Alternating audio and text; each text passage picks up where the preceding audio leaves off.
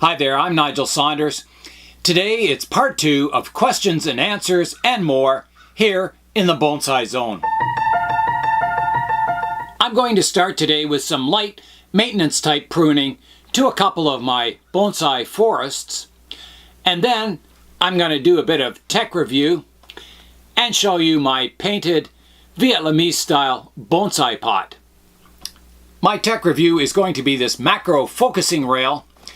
I was waiting in the camera store and I saw this sitting on a shelf and I was playing around with it and I thought, wow, that might be really good to do some miniature, really precision camera moves for some of my really small trees. So it was quite expensive, but I thought it might be worth it. So we're going to try it out today and see if I spent my money wisely or if I wasted my money. So that'll be coming up near the end of the video. The first trees I want to work on today are my Sarissa fotitas. They're styled to look like the African acacia trees, and I'll explain why I want to work on them at this point in time. The top of this Sarissa tree doesn't look like a canopy anymore. It looks like it's very uneven and bumpy. It's lost its shape, and there's some shoots that are starting to grow really strongly. So this one here, this shoot is growing really vigorously and it's really thickening up compared to the rest of the shoots on the canopy. And there's some back here that are doing the same thing. So it's time to prune it back and kind of even out the vigor in the top canopy. I've positioned the camera so it's level, looking straight in at the canopy. So you're seeing the side view. And I'm going to come in and start pruning. This canopy, I've had many different styles. I've had it quite rounded, quite flat. I think I'm going to go for a fairly rounded look today. So this is my highest point on the canopy, right over the center of the tree. So I want to take that back just a little bit. So I'm going to start in the center.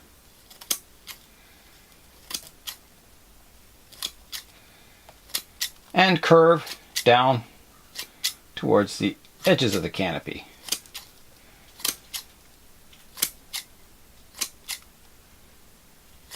And I'm cutting through leaves and woody parts, everything. I'm just getting the profile to shape.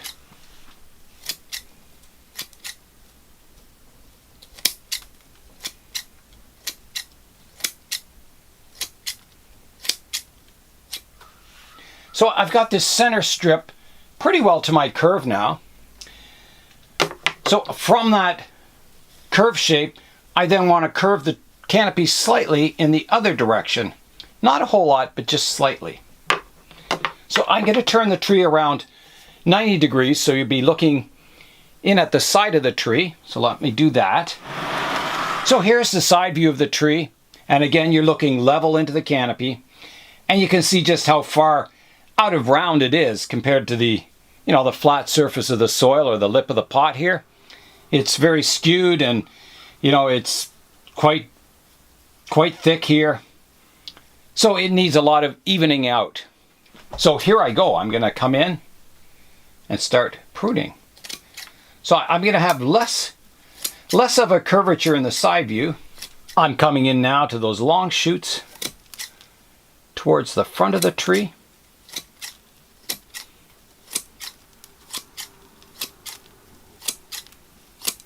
And these are just regular stainless steel scissors I'm using.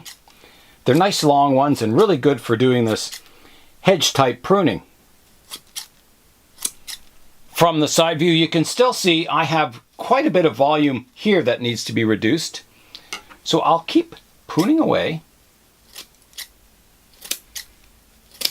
This type of pruning, this hedge type pruning or profile type pruning, you wouldn't want to do this type of pruning before a show, because you're cutting through leaves. This is a off-season type pruning, one that you would do to get the tree roughly to shape, and then once everything starts growing in again, you would pinch and prune more precisely. Now that I have the profile pruned side to side and front to back, it's time to go up top and look straight down at the tree. We're looking down at the top of the canopy now, and I'm going around the edges looking for any foliage that juts out, sticks out of our nice oval shaped profile. So I'm just looking here. This is jutting out a bit, so I'll cut that off. Towards the back here, I can do a bit of pruning. This type of pruning keeps your tree in a good overall shape, so it doesn't get too wild or too far out of shape. I'm back to the front view of the tree now, and you can see the tree is a lot more compact looking. I've lost a little bit of width on the canopy, and that's because I pruned some of those long branches that were sticking out back. So I'm growing the canopy as an even density, so it all looks uniform rather than having a branch sticking out, one or two branches sticking out to complete the profile. So in the upcoming years, I'll continue to prune this profile out to get it wider. In the upper canopy here, you can see that some of the stronger shoots have been pruned right back to just wood, so no foliage. And the weaker shoots hardly got touched. There's some, like this one, that's just growing out to the outer profile. So it kind of balances the vigor in the canopy. It's very common for a Sarissa Fotida to sprout little suckers out of the roots and near the base of the trunk. So I'm just going to come in and clean those up. I'll just prune them off, flush with the roots and the trunk, just like that. And that cleans up the base of the tree. I think there's some out back here too that I gotta get. One right here. There we go. The work is done on the main tree now, so I'll be doing the exact same work on all the little trees.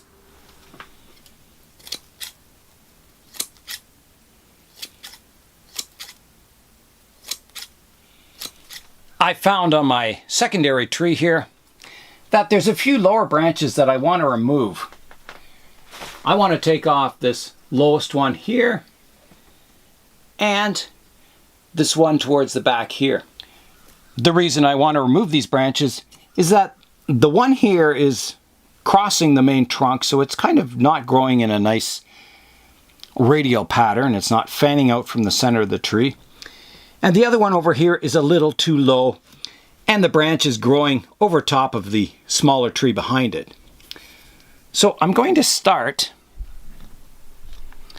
by removing this small branch towards the back here, just like that, and I'll keep that as a cutting. And then I'll remove this crossing branch right back here, which I will also keep as a cutting. I finished doing the maintenance type pruning to this forest. All that remains now is to clean it all up, clean up all my clippings. So I'll do that next. I find that a little brush like this is really handy for cleaning up the surface of the soil. You can just sweep away all your leaves that have fallen down and clean up your landscape. The brush is also good for sweeping away debris at the base of your tree, so you can see those nice radial roots that you're working on or developing. I've got most of the surface of the landscape cleaned up now. I think this would be a good time to try out my macro slider and try photographing the landscape. I'm going to open the macro slider now. It was originally $100, but I got it for $72. So still quite expensive. So here's what it looks like. It's a series of slides, so you turn this knob and you can move the camera fore and aft or backwards and forwards, and you move the other knob and it slides the other direction. So I'm hoping to mount the camera on top, mount this to a tripod, and then slowly turn the knobs and I can pan across the landscape, zoom in and out. So I'm going to use it not for what it was intended for, but for doing video. To show you how the macro slider works, I'm just going to mount this old Canon DSLR that I found at a garage sale on top and show you how it moves and then we'll switch to the real video. I've got the camera mounted to a mini tripod now. So now I can turn the screws. That's moving the camera forwards and backwards. And they're really smooth. The action's really smooth on this. And then if I turn the other knob, I can move the camera back and forth. So I'm hoping to be able to kind of replicate a camera in miniature. So a pan will be very slow and precise. My rotating table here, it just would be too jerky and too crude looking. So I'm hoping this gives a miniature feel to my photography. I'm going to switch cameras now and start the photography. I'm going to put this on autofocus. I'm not sure how that'll work. I'm focusing on the root base. So here I go. I've got it all the way back. I'm going to try a zoom in as my first move. So here I go.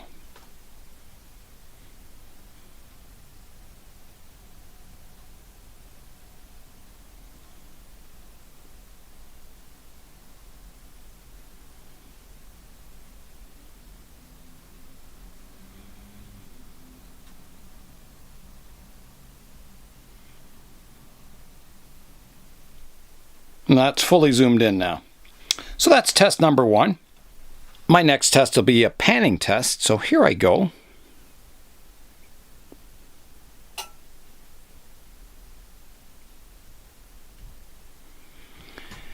I'm going to try that again. I was kind of limited by how much I can turn the knob. So I'm going to reset it here. Okay. Here I go again. I'm going to try and turn the knob as smoothly as I can.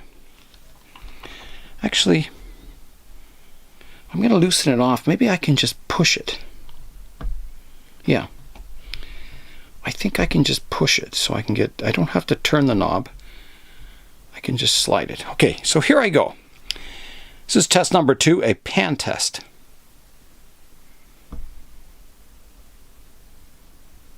Started out a little jerky there, but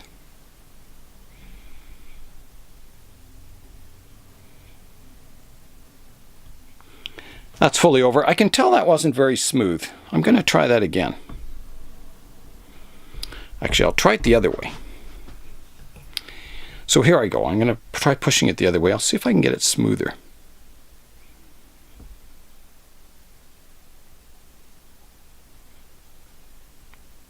It seems nice and slow and smooth.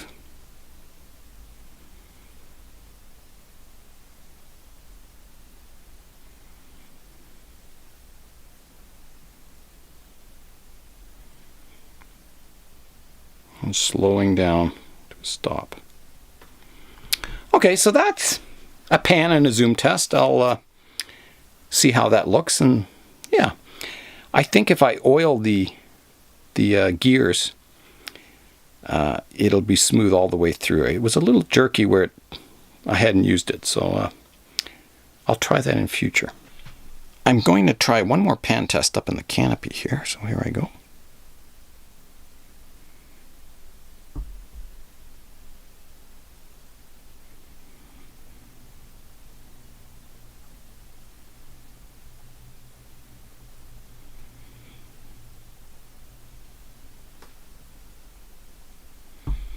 Not real smooth. Again, I think if I oil the gears.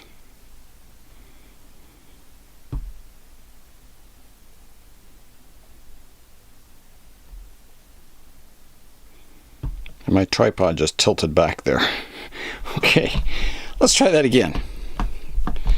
This tripod isn't the greatest. I think I'll definitely have to mount it on the better tripod. Let me change tripods here. I've switched to my regular tripod now, which is still quite shaky. I am probably going to get a new one of these days.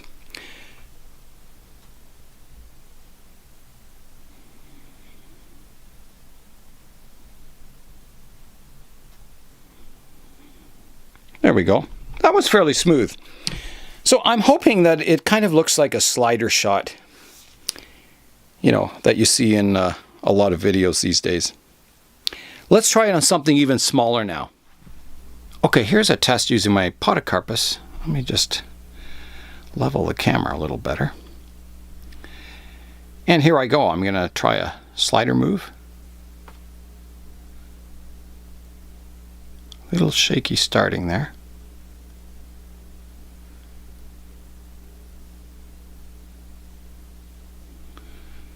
A little shaky there and there. Okay.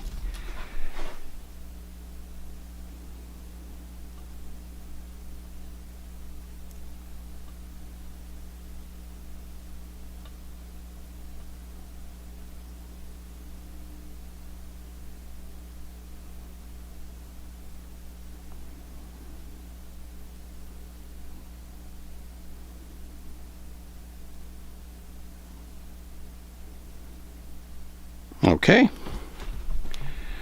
let's reset that. I'm going to raise the camera up a bit. And we'll try a shot looking down at the moss. So maybe something really zoomed in. Okay, so this one I'm going to try using the knob to turn it. So it won't be a really long pan, but should be smooth. So here I go. It was a rough start. Let me try again. That was a better start. I'm still getting a little shake from the tripod. It's not the most stable setup. Let me try it again. Okay, here I go. Turning the knob.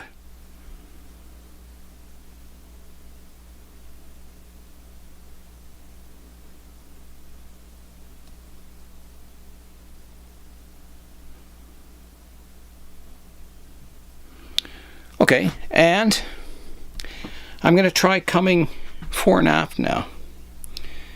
So I'm going to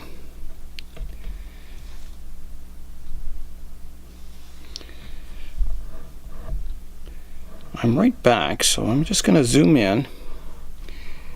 I'm going to put it on autofocus, and we'll see what happens. So I'm going to start as far back as I can get it here. I'm going to try and focus on the tree. There we go. Okay, here we go. Turning the knob.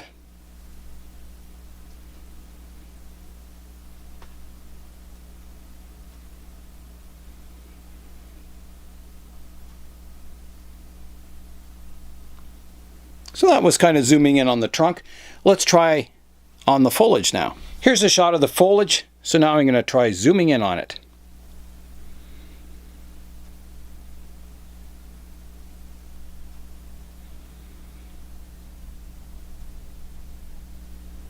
Okay, well, let's try some panning moves now. I'll just move the camera back a bit.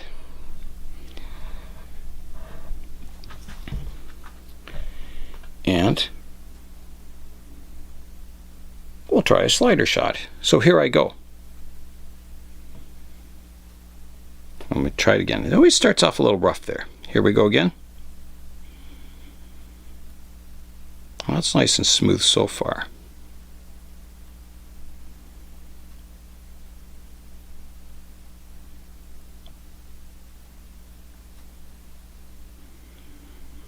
Okay. I think that'll do for my camera testing. While I've got the camera set up for macro photography, I'm going to show you some shots of my Vietnam style bonsai pot that I've painted to look like cement. There's an overall view of the pot, and you can see my hand for size. So it's not a real big pot, but it's not really small either.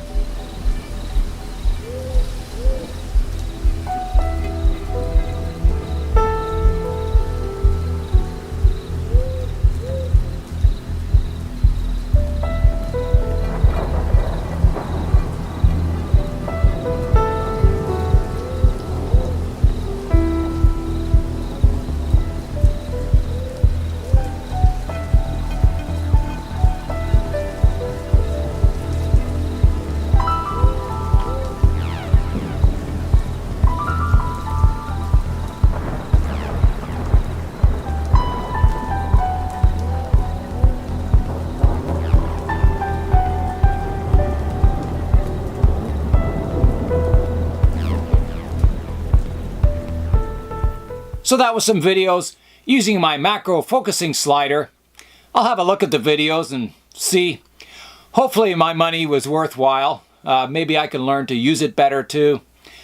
But it's another tool in my toolbox for photographing really small trees. So I think I'll be using it a lot in the future. That's it for part 2 of this video. In part 3, I'm going to be pruning my Portulacaria afroforest. And these trees are styled to look like the African baobab trees. So we'll be doing some maintenance pruning to those. I'm going to be finishing my 3D printed bonsai pot, antiquing it to look like a really nice clay pot, and I'll show you how I painted my Vietnam style pot to get that cement look finish on it. So stay tuned for part 3. Before we go, I want to give a big thanks to Yuan from Bonsai Talk for organizing our question and answer session together. I'm Nigel Saunders. Thanks for joining me today here in the Bonsai Zone.